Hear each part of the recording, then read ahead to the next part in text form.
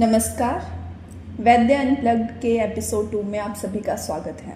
मैं वैद्य Kanchan Adishakti Ayurtirth super speciality Ayurveda and Panchakarma Tirth Gurgaon से। आज हमारे साथ जुड़े हैं फरीदाबाद से जाने माने आयुर्वेदा एक्सपर्ट वैद्य अभिषेक शर्मा जी। सर नमस्कार। नमस्कार। सर की फरीदाबाद में बहुत ही अच्छी प्रैक्टिस है। सर आयुर्वेद पे काम कर रहे हैं, नाड़ी पे काम कर रहे हैं और सर का वैदीश्वर आयुर्वेदा के नाम से अपना आयुर्वेदिक क्लिनिक और पंचकर्मा सेंटर है। तो सर से ही जानते हैं कि सर का जीवन, अभी तक का जीवन कैसा रहा।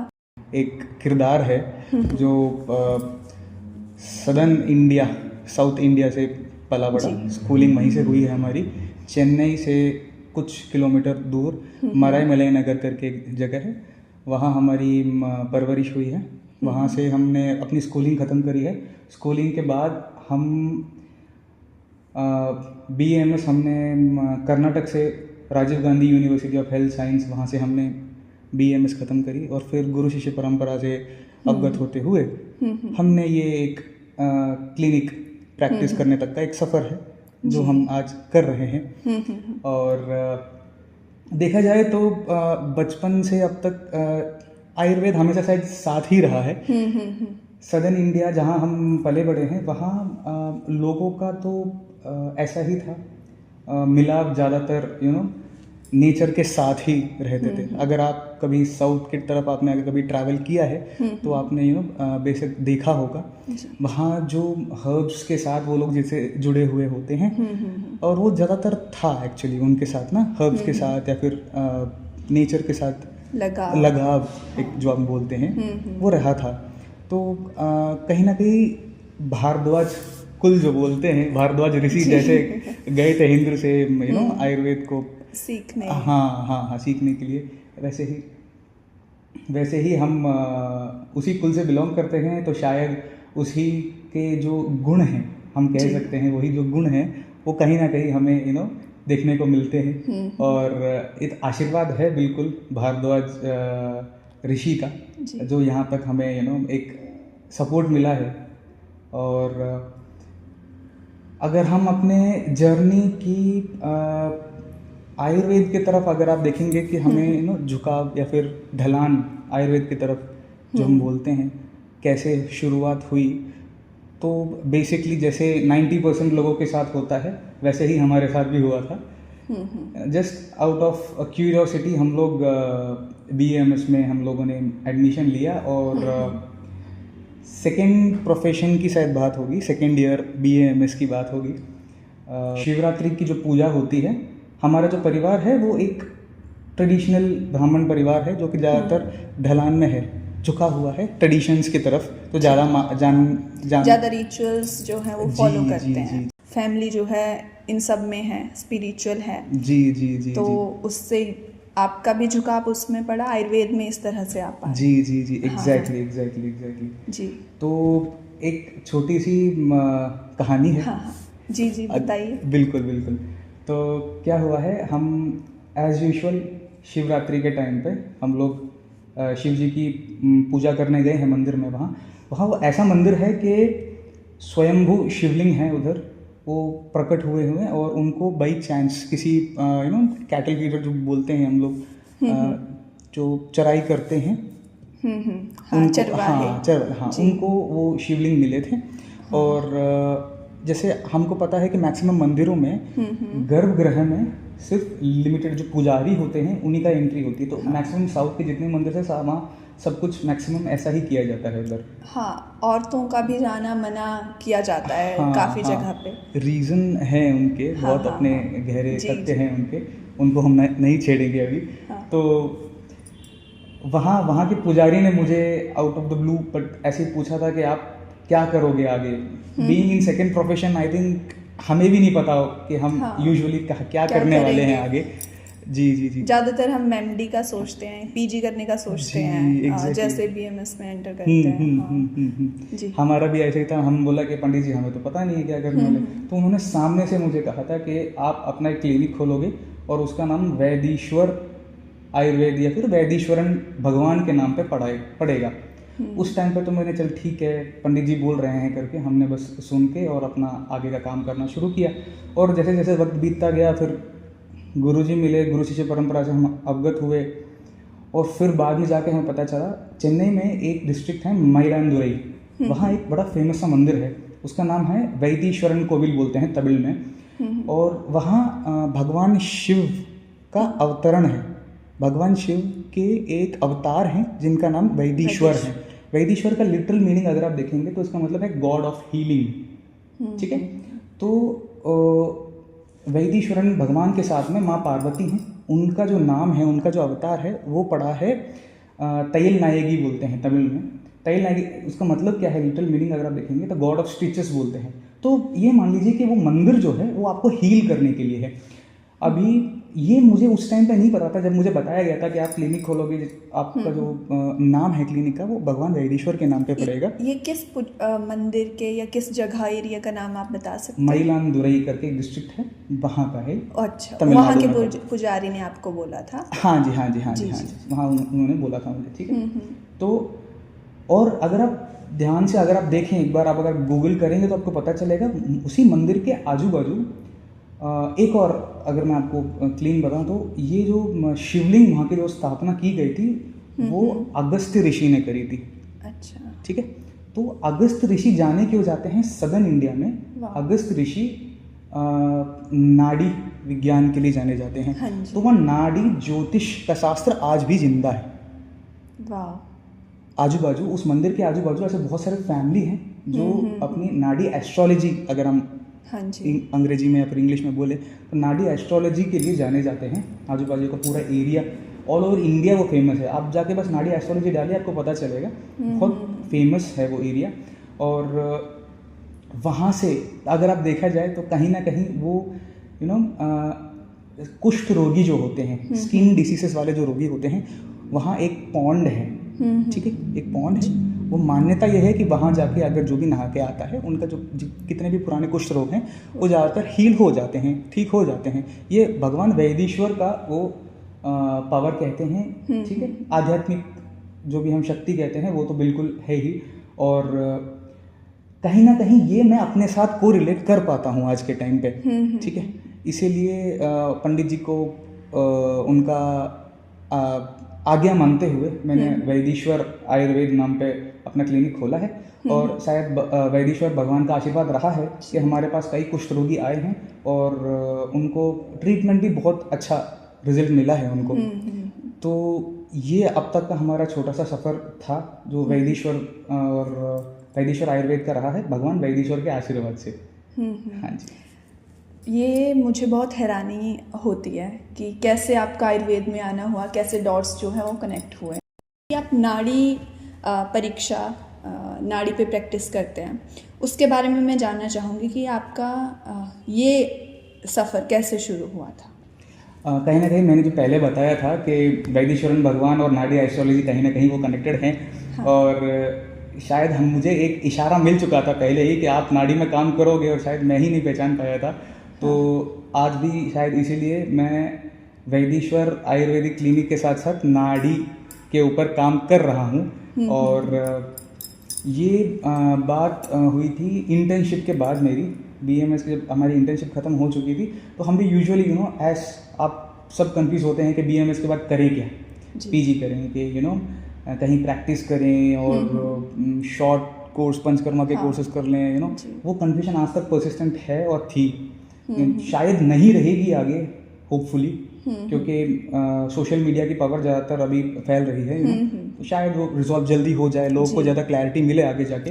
हाँ। और मुझे गुरुवर वैद्य तपन कुमार सर के बारे में मालूम पड़ा था।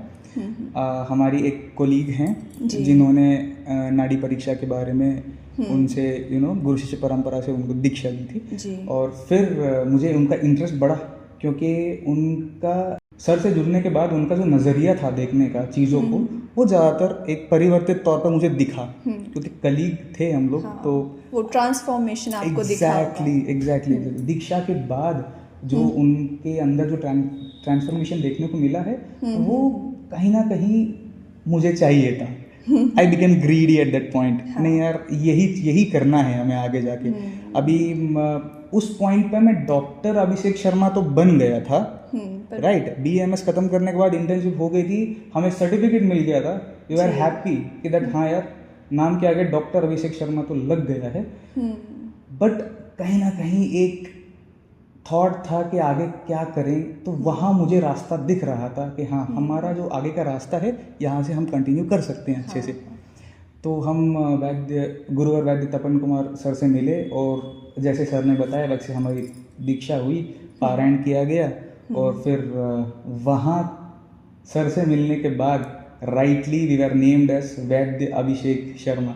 वहाँ के बाद हम वैद्य बने हैं और आज भी वो एक जर्नी, शायद लाइफ लॉन्ग जर्नी रहती है वो वैद्य बनने की, वो शायद कंटिन्यू ही रहेगी।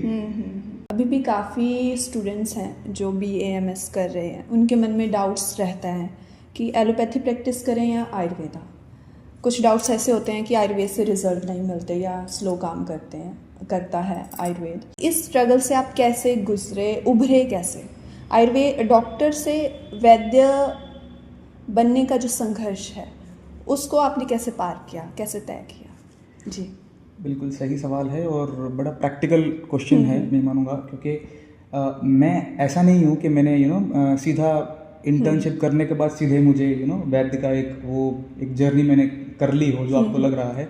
मैं भी बिल्कुल इसी असमंजस से गुजरा हूँ। मैं इसके बीच में पिस भी चुका हूँ, मेंटली भी, फिजिकली भी। I have been through this and I understand what it means actually. आपको अपने साइंस पे जो आप पढ़ रहे हो उस पर अगर आपको कॉन्फिडेंस है तो वही कॉन्फिडेंस हम प्रैक्टिस में भी ला सकते हैं। मुझे जो लगा जब मैं डॉक्टर से कंप्लीट एक वैद्य की जब हम वो ट्रांसफॉर्मेशन जब हमने ले ली थी और जब हम आज प्रैक्टिस करते हैं, जब पेशेंट्स को देखते हैं, तो मुझे कहीं ना कहीं लगता है कि जो डॉक्टर अभिषेक था उसके अंदर एक कॉन्फिडेंस मिसिंग थी। वो जो कॉन्फिडेंस की कड़ी है वो गुरु शिष्य परंपरा पूरी कर सकता है और वो एक डॉक्टर को एक संपूर्ण वैद्य के तरफ, संपूर्ण वैद्य बनने की एक पूरी कड़ी या फिर एक पूरी चाबी अपने पास कहीं ना कहीं कैरी करता है। तो ये मैं चाहूँगा कि जो भी डॉक्टर्स BAMS करके बाहर निकलें वो अपनी ट्रेडिशन से ज़रूर रूटेड रहें और प्रैक्टिकल नॉलेज ज़रूर लेना स्टार्ट करें। मैं ये मानता हूँ कि जब आप किसी चीज़ से ज़्यादा लगाव लगाते हो, ज़्यादा प्यार करते हो, तो रास्ते कहीं ना कहीं बन जाते हैं आगे। और अगर आप एक BAMS स्टूडेंट हैं जो अभी अपना प्रोफेशन कैरी कर रहे हैं, तो मैं ये बोलूँगा कि just stick on with it. Situations बहुत भारी आ सकती हैं और you will find the way ultimately. हमारे साथ हो चुका है, हम सब पार करके आए हैं। डॉक्टर्स से वैद्य का सफ़र आसान नहीं रहेगा। एक जो संस्कार हम बोलते हैं ना कि हर चीज़ के अंदर जब गुण लाना पड़ता है तो संस्कार ऐड किया जाता है, तो ये हमारा एक संस्कार ही है। डॉक्टर से वैद्य आप संस्कारवान होने के बाद ही बनोगे। तो जब संस्कार लाया जाता है तो उसमें आपको भुनना भी पड़ता है। तो भुनने के लिए जब आप तैयार रहोगे तो डॉक्टर से वैद्य आप एक सफ़र तय कर पाओगे। हाँ, और मुझे लगता है जैसे ही हम एंटर करते हैं, एडमिशन लेते हैं BAMS में, तो हमारा शिष्योपनयन संस्कार होता है। तो मुझे लगता है कि अगर थोड़ा सा कॉन्फिडेंस हम लाएं अपने अंदर तो हमारा वो संस्कार वहाँ से स्टार्ट ही हो जाता है, डॉक्टर से वैद्य बनने का। संहिताएं हम पढ़ते हैं और हमारे अंदर आयुर्वेद से लगाव वो रहता ही है, ताउम्र लगाव रहता है। तो सोसाइटी का प्रेशर ना लेके खुद पे अगर बिलीव किया जाए तो वैद्य बनने का सफ़र हम शुरू कर सकते हैं। जी बिल्कुल सही कहा आपने। संस्कार वहाँ से शुरू हो ही जाता है। शिष्योपनयन संस्कार जब से हम करते हैं तो वहाँ से अगर आप देखें तो गवर्नमेंट ने भी बहुत सारे प्रैक्टिकल्स अरेंज करवाए हैं हमें। हमारे करिकुलम में बहुत सारे प्रैक्टिकल्स हैं। कहीं ना कहीं मैं ये मानता हूँ कि जब आप थ्योरी पढ़ लेते हैं तो उसके बाद जब आप प्रैक्टिकल्स करते हैं कहीं ना कहीं आपका रुझान वहीं से शुरू हो जाता है। हमें देखेंगे तो हमने पारद एक्सट्रैक्शन हमने करवाया था, वहाँ से मेरा रुझान शुरू हुआ था। RSBK में जब सेकेंड प्रोफेशन में थे तो वहाँ से कहीं ना कहीं एक रुझान शुरू हुआ था और वैसा ही कंटिन्यू होता रहा। बीच में ऐसा नहीं है कि रास्ता एक बार आपने पकड़ लिया तो वो सीधा ही रास्ता रहेगा, आप डाइवर्शन लोगे। लेकिन वही है, जब आप अगर प्रेम करते हैं तो वापस आप उसी रास्ते पे आओगे। कहीं ना कहीं आशीर्वाद भी रहना पड़ता है आपका बड़ों का। सर, आशीर्वाद से मेरे को याद आया कि आपने बताया भी गुरु शिष्य परंपरा। जी, तो गुरु शिष्य परंपरा का क्या महत्व है? क्योंकि आयुर्वेद की संहिताओं में हम देखते हैं गुरु और शिष्य के बीच प्रश्न पूछे जाते हैं। गुरु से प्रश्न पूछते हैं और हमारे भगवान आत्रेय धन्वंतरी भगवान जो हैं उन्होंने पूरा चिकित्सा बताई है, आयुर्वेद के ग्रंथ लिखे हैं। तो सर उस पर कुछ बात बताएं। जी बिल्कुल। गुरु शिष्य परंपरा अगर हम इसके बारे में बात करेंगे तो गुरु शिष्य परंपरा ज़रूरी ही इसलिए पड़ जाती है क्योंकि ऐसी कुछ चीज़ें हैं जो आप पुस्तक से उसका ज्ञान नहीं ले पाते। ठीक है, एक गाइड है जो अव्यक्त और व्यक्त तौर पे भी आपके सामने रहता है और आपको गाइड करता है कि आपको क्या करना है क्या नहीं करना है। ये अगर आप समझें आसान तरीके से तो नाड़ी परीक्षा गुरु शिष्य परंपरा के अंतर्गत ही सिखाई जाती है। और जब तक गुरु का आशीर्वाद ना हो तो ये बोला जाता है कि नाड़ी जो है आप देखना सीख नहीं पाते हैं। बेशक आप उसकी एक मैनुअल इंस्ट्रक्शन मैनुअल आप पढ़ सकते हैं किताबों से, बहुत सारी किताबें हैं, आप उनमें से ये जरूर जान सकते हैं कि नाड़ी देखी कैसी जाती है, ये उंगली कैसे रखी जाती है, कहाँ से रीडिंग ली जाती है वगैरह वगैरह कर सकते हैं आप बट उसका जो प्रॉपर एक तरीका है उस पर चलने का वो एक गुरु ही बता सकता है।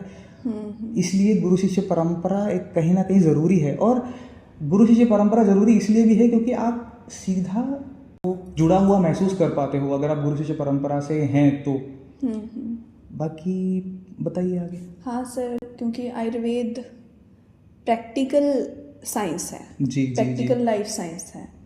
जब तक हमें वो एक्सपीरियंस ना हो, क्योंकि किताबें पढ़ना और उसको प्रैक्टिकली करने में बहुत डिफरेंस है, तो एक गाइडेंस तो रहती ही है, ब्लेसिंग्स तो चाहिए ही होती है।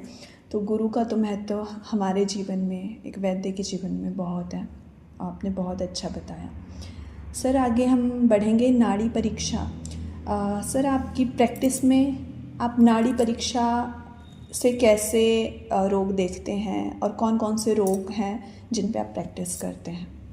हाँ जी। शुरुआती तौर पर तो मैं भी यूजुअली जैसे होता है प्रैक्टिस में हम लोग देखते हैं कि हमारा रुझान किस तरफ है, कहाँ हमें अच्छा लग रहा है, कैसे रोगी हमारे पास ज़्यादा आते हैं। हाँ, उसके हिसाब से हम अपनी प्रैक्टिस जो है आगे रिफाइन करते हुए जाते हैं। तो रही बात नाड़ी परीक्षा की, हम नाड़ी देख के दोष, धातु, मल और अग्नि इन सब पे हम लोग काम करते हैं। और पेशेंट के अगर आप साइड से, पेशेंट के पॉइंट ऑफ व्यू से अगर आप देखें तो उनको जो प्रेजेंट कंडीशन है उसका जो रूट कॉज है वो हम देखते हैं कि रूट कॉज है क्या, आपको प्रॉब्लम किस वजह से है, उस पर हम काम करते हैं और उसको रिसॉल्व करने की कोशिश करते हैं। फिलहाल जो हमारे रोगी हैं सबसे ज़्यादा अगर आप नंबर्स में देखें तो वो कुष्ठ रोगी हैं और मैं स्किन और ENT इन पे थोड़ा काम कर रहा हूँ, इन पे अच्छा असर पड़ता है। और मेरा जो झुकाव है, मेरा जो इंटरेस्ट है, वैदीश्वर का जो गोल है वो है रसायन को प्रमोट करना। जी, रसायन के बारे में थोड़ा डीपली बताएं। हाँ जी, रसायन अगर हम देखें, अगर हम आयुर्वेद का प्रयोजन वापस बेसिक्स पे अगर हम जाएं तो स्वास्थ्य से स्वास्थ्य रक्षणम, आतुरस्य विकार प्रशमनम च करके बोला जाता है। तो आयुर्वेद ही सामने से कहता है कि आप स्वास्थ्य को पहले प्रिजर्व कीजिए या स्वास्थ्य को प्रमोट कीजिए सबसे पहले।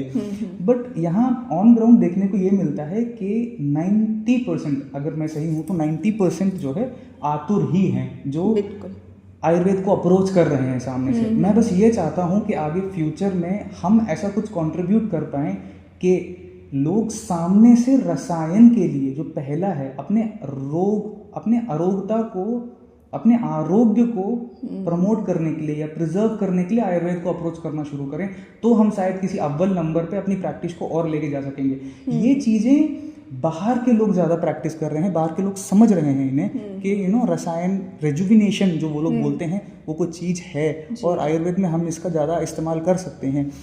तो मैं ये चाहता हूँ कि भारतीय लोग खुद की पद्धति को ना देखते हुए खुद के पास एक सोना है, सोना खुद के पास रखा है, लेकिन वो उस पर धूल जमी पड़ी है। मैं ये कहूँगा वो धूल साफ नहीं कर पा रहे हैं, अच्छे से देख नहीं पा रहे हैं और उस सोने की कटोरी को बाहर के लोग जल्दी से आइडेंटिफाई कर पा रहे हैं उसे। और उसका सही इस्तेमाल बाहर के लोग कर रहे हैं। वो लोग अपने हेल्थ पे इन्वेस्ट कर रहे हैं। आप लोग जंक पे इन्वेस्ट करके और फिर वापस उस जंक से रिकवर करने के लिए आयुर्वेद के पास आते हो कि वापस ठीक करा दो हमें।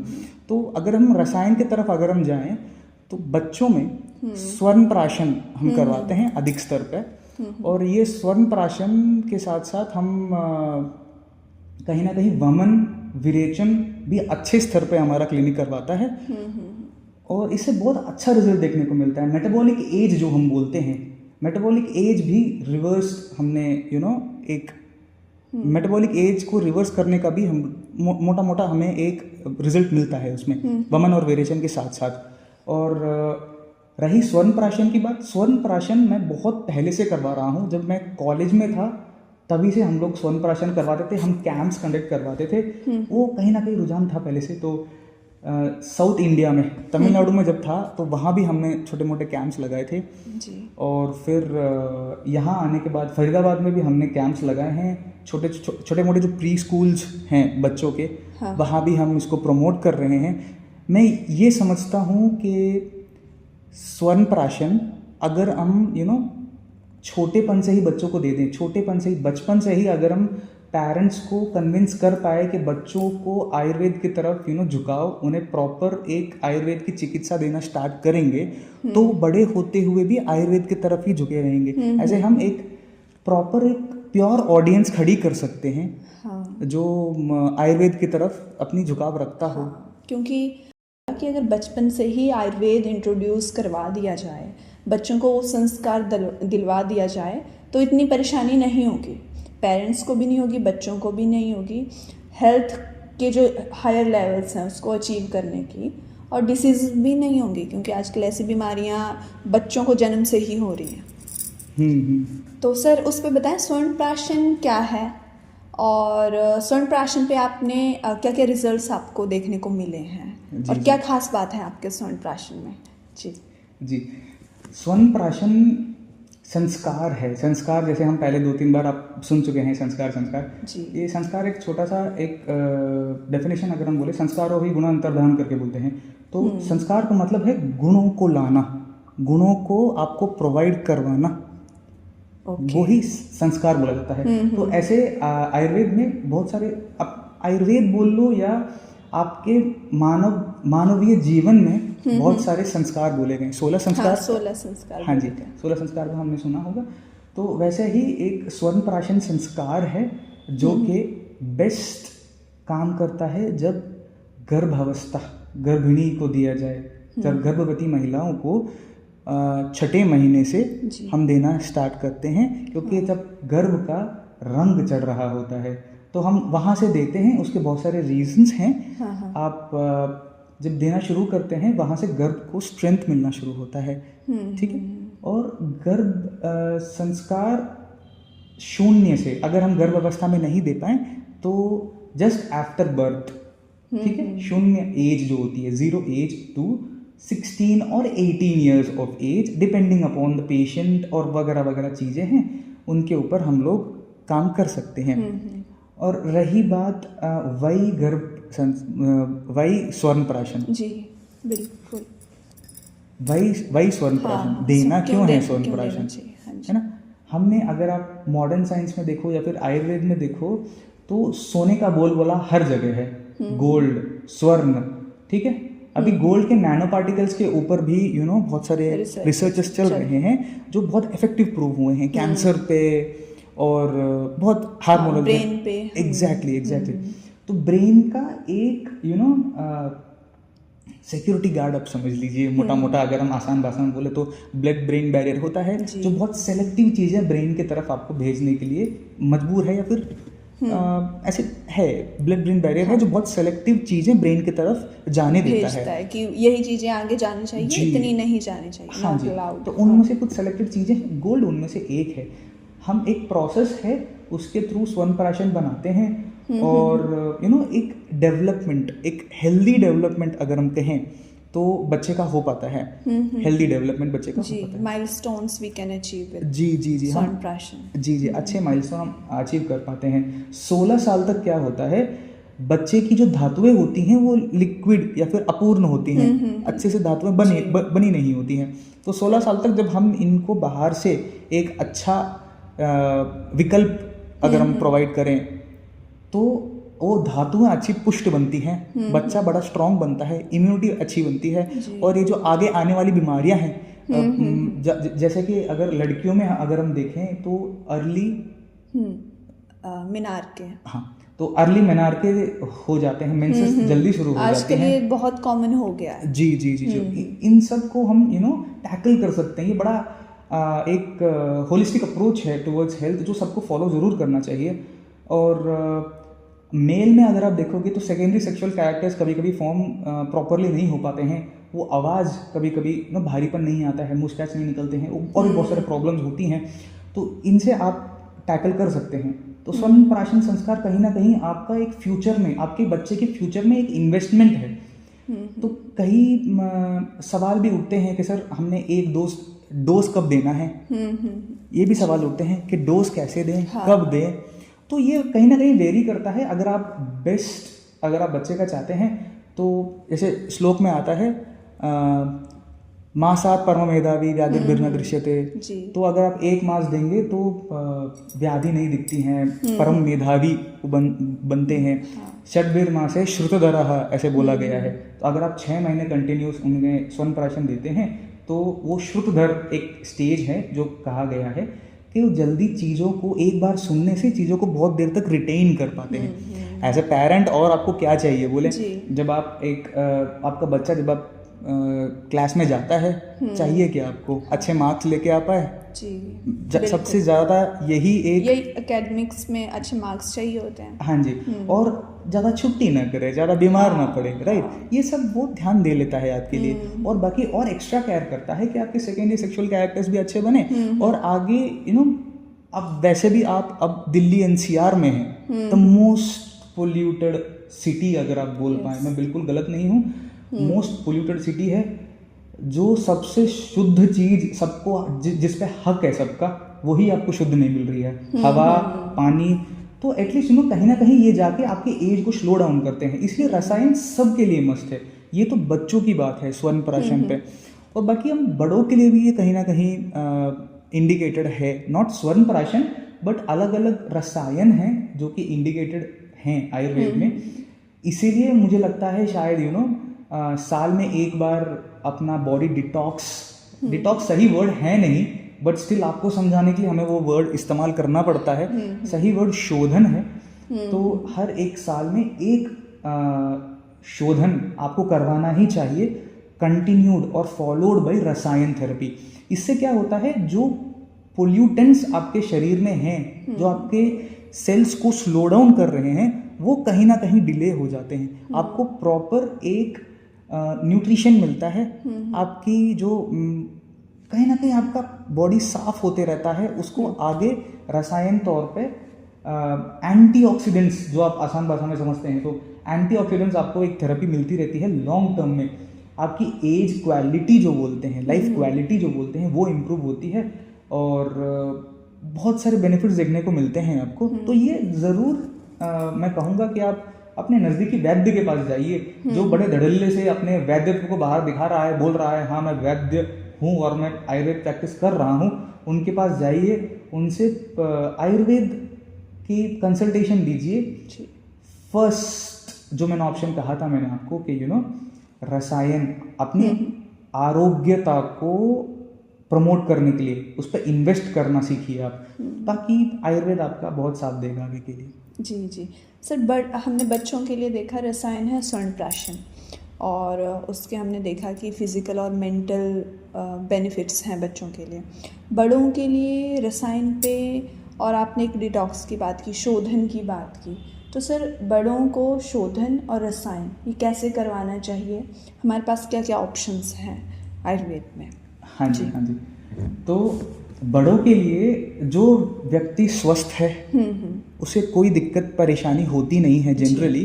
तो हमें आचार्यों ने चर्या बताई है, दिनचर्या, और वैसे ही ऋतुचर्या बताई गई हैं। तो ऋतुचर्या 6 ऋतुएं होती हैं और उनके हिसाब से उनकी डूज एंड डोंट्स हैं, उनके रेजिमन है। तो आप जब भी किसी वैद्य को अप्रोच करते हैं तो आपकी प्रकृति देखी जाएगी और ये देखा जाए कि आपको बीमारी अगर हो सकती है, सबसे ज़्यादा आप किससे ससेप्टेबल हैं। अगर कफ प्रकृति के हैं तो आपको शायद आम ज़्यादा बनता हो, आपका मेटाबॉलिक वेस्ट ज़्यादा हो शरीर में, और ये सब एक एग्जामिनेशन के थ्रू आप गुजरेंगे और आपको बताया जाएगा कि आप जो हैं वमन के लिए ऑप्टेड हैं, बेस्ट हैं, आपको आपके लिए विरेचन बेस्ट है, आपके लिए बस्ती बेस्ट है, आपको बताई जाएगी और उसके हिसाब से आपको उस पर्टिकुलर ऋतु में बुलाया जाएगा हेल्दी रहने के लिए। तो हर साल में आपको एक बार जो है ये समझ लीजिए कि एक काइंड ऑफ शरीर को साफ किया जाएगा।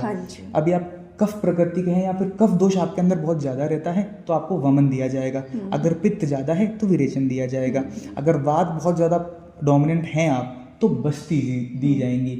तो वमन, विरेचन, बस्ती, नस्य, रक्तमोक्षण, ये सब पंचकर्म है। तो कहीं ना कहीं ये पंचकर्म जो है बहुत वाइड रेंज की एक प्यूरिफैक्टरी एक थेरेपीज हैं जो हम कह सकते हैं। जी बिल्कुल। जी, शोधन भी होता है और नरिशमेंट भी होता है, जी, रसायन भी होता है। एग्जैक्टली। तो शोधन करने के बाद में आपको रसायन दिया जाता है।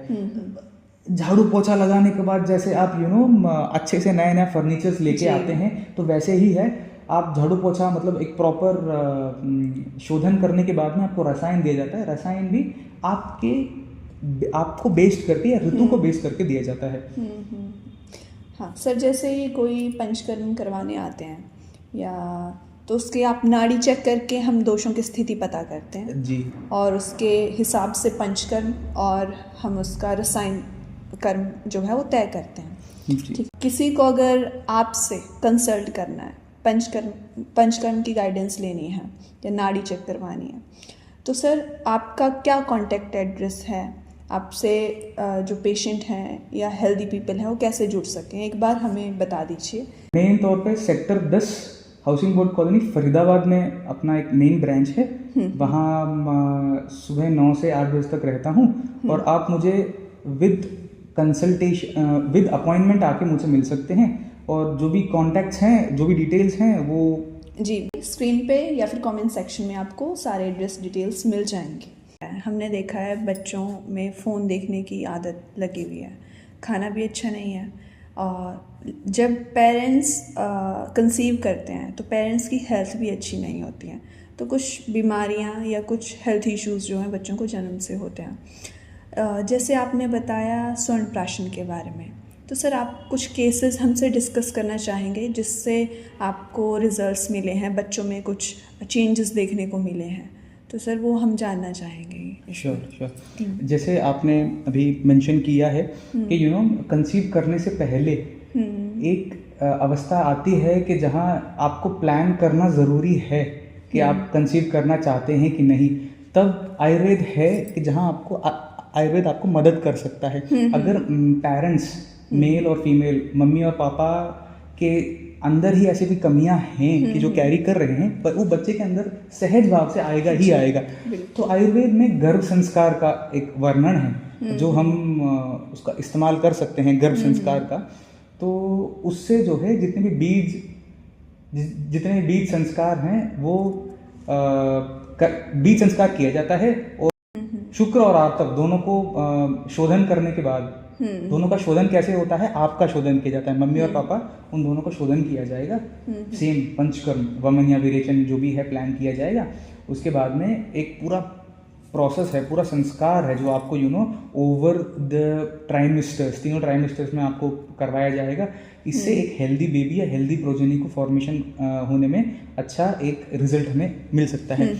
इसके बाद जो आपने जैसा पूछा लाइफस्टाइल बच्चों की खराब है, बहुत खराब है। हाँ जी। तो मैं कहीं ना कहीं दिनचर्या की जो मैं पहले बात किया था मैंने आपसे, वो कहीं ना कहीं इसमें असर लाता है। पेरेंट्स का अगर दिनचर्या अच्छा है तो वो बच्चों में जो है इफेक्ट या फिर बच्चों में जो है वो देखने को मिलता है। यूजुअली बच्चे वही करते हैं जो ऑब्जर्व एग्जैक्टली बच्चे वही करते हैं जो वो देखते हैं, राइट। अगर आप बच्चों के सामने मोबाइल लेके बैठोगे तो ऑब्वियसली वो वही करेंगे। और कहीं ना कहीं मैं ये मानता हूँ एक हद तक पेरेंट्स आज आलसी हो गए हैं। हाँ बिल्कुल। एग्जैक्टली हम जब रोते थे या ज़्यादा कोई भी एडमेंट्स करते थे तो हमें लेके भागा जाता था। आज हमें बिठाया जाता है, फ़ोन ले और बैठ जा। हाँ बच्चे को संस्कार जैसे बोला गया है, स्वयंप्राशन संस्कार देना शुरू करेंगे हाँ जी। तो वो एक कांति, एक प्रभा उन बच्चों में देखने को मिलती है। कहीं ना कहीं वो मेधा शक्ति बढ़ने में मदद करता है स्वयंप्राशन।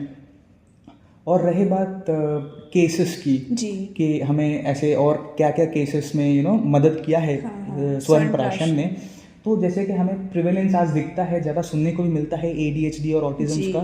ये कहीं ना कहीं वात दोष का मैं प्रधानता मानता हूँ इसको, वात प्रधान एक व्याधि मैं मानता हूँ। तो इसमें कुछ पंचकर्म थेरेपीज और स्वयंप्राशन बहुत अच्छा रिजल्ट दिखाता है।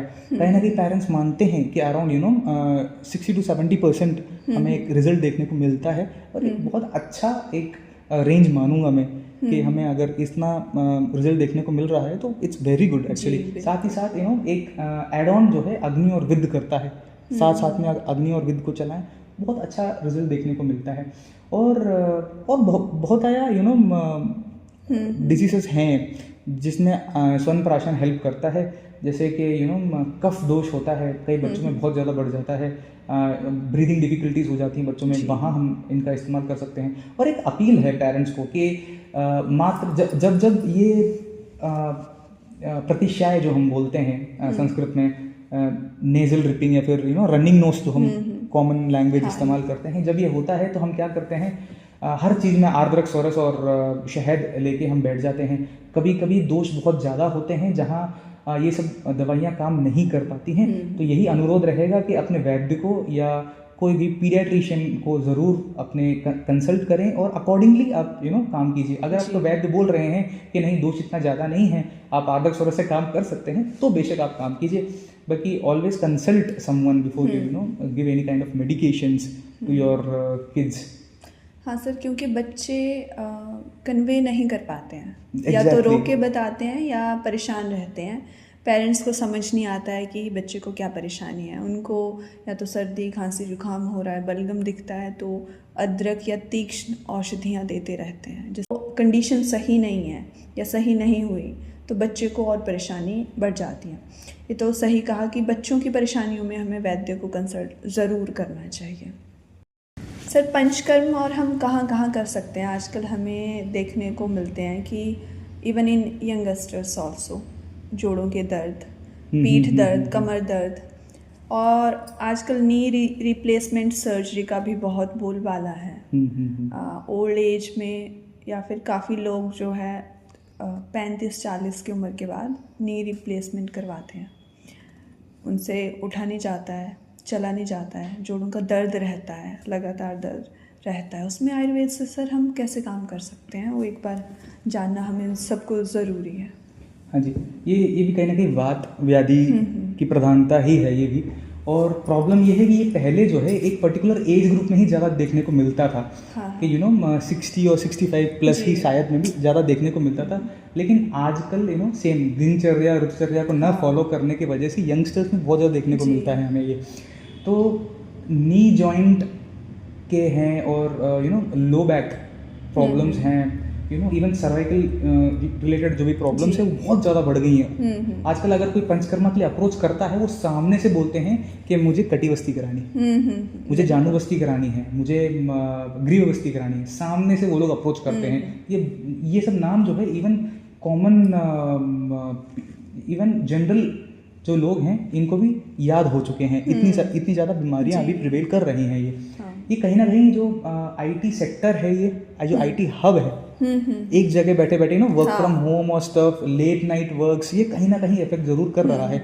इवन IT सेक्टर्स में भी आयुर्वेद एक हद तक इतना काम कर सकता है कि उनकी जीवन शैली को हम सुधार सकते हैं, उन्हें भी बहुत अच्छा रिजल्ट देखने को मिल सकता है इसमें। और रही बात घुटने की, तो हम वहाँ जानुबस्ती करते हैं, लेप चिकित्सा की जाती है, अग्निविद्ध किया जाता है, लीच थेरेपीज करते हैं।